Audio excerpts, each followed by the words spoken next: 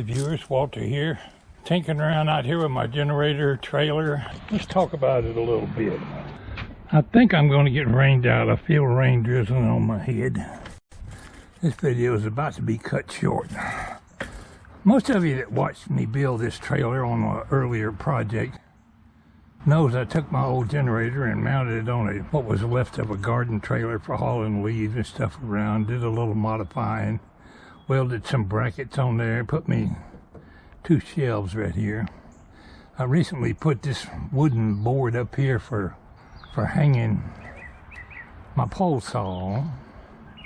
Today I was thinking about putting a workbench, and I was going to get all elaborate about putting a board up here.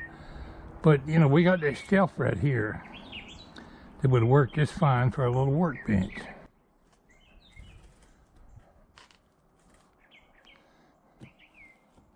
Two or 3 years ago, I bought this chainsaw sharpener, and if I'm ever going to use this chainsaw sharpener, it's most likely going to be when I'm out cutting limbs and trees and stuff. So I've thought about making an attachment to attach it right to this workbench. Well, I can see right now I'm not going to get the box open for you in this rain. It's starting to rain pretty hard. We'll either have to continue this video or move it inside the garage. Well, I hate to get started on a video and get blocked out at the last minute, so we're going to kind of step it up here a little bit. Let's take a look at the chainsaw sharpener. I've never used it. I bought it 2 or 3 years ago. I watched a couple of videos on YouTube, and it seems a relatively easy thing to do, so we'll do a little on-the-job learning.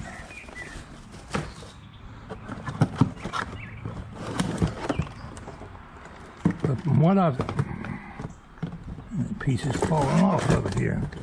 From what I've seen of some of the online videos, you mount it hanging off the workbench like this, something to that effect. Now, if I mount it to a board, let's see, I got a couple of leg screws somewhere I bought. In there.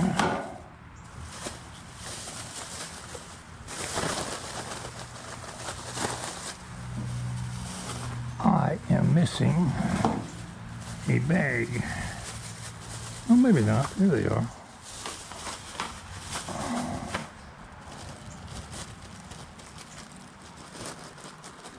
So if I mount it to a board about yay long, I can just clamp it up here, and if I want to use it on my workbench in the garage, I can unclamp it and carry it in there. I haven't assembled it or anything, but basically that's how you operate it. And from what I saw, you can sharpen the snot out of somebody's chainsaw with it. Went down there, got me a depth gauge at Home Depot. It was a little over $5. Comes with a little file.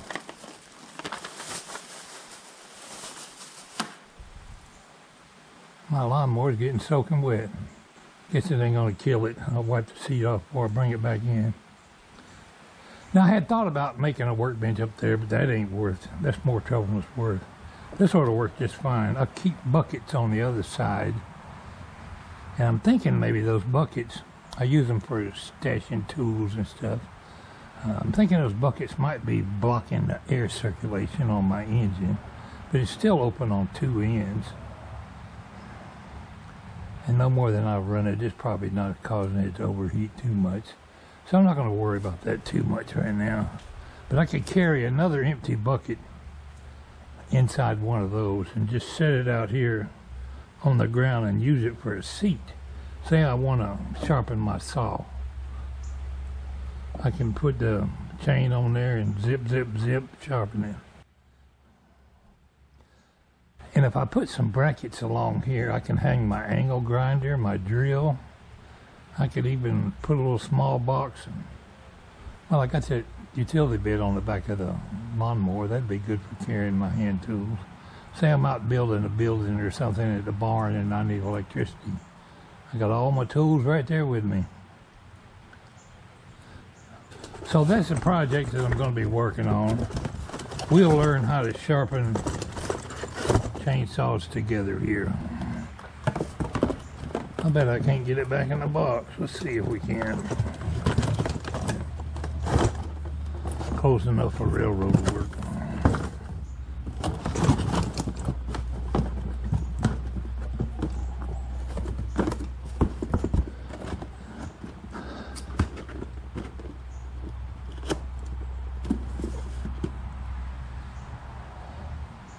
What I need on here is a little vise.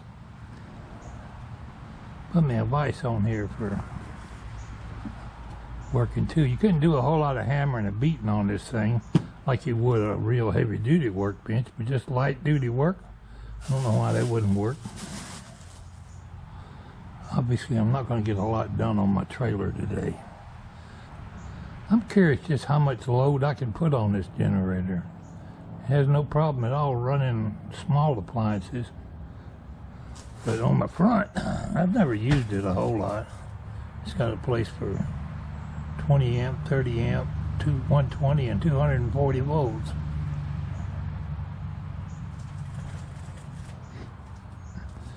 You won't find very many YouTube videos about a Dayton generator. I'm not sure what year this thing was built. Somebody would probably tell me where to look on this Briggs & Stratton engine and get a general idea of when it was built.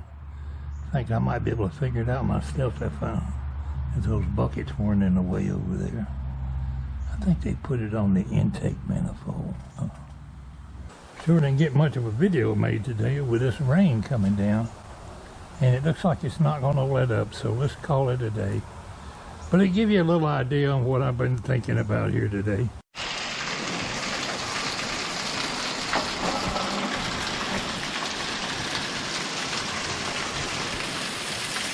There won't be a whole lot more project getting done today. It's raining in Georgia. Thanks for tuning in today, my friends. This Pwalpar saying, keep your powder dry.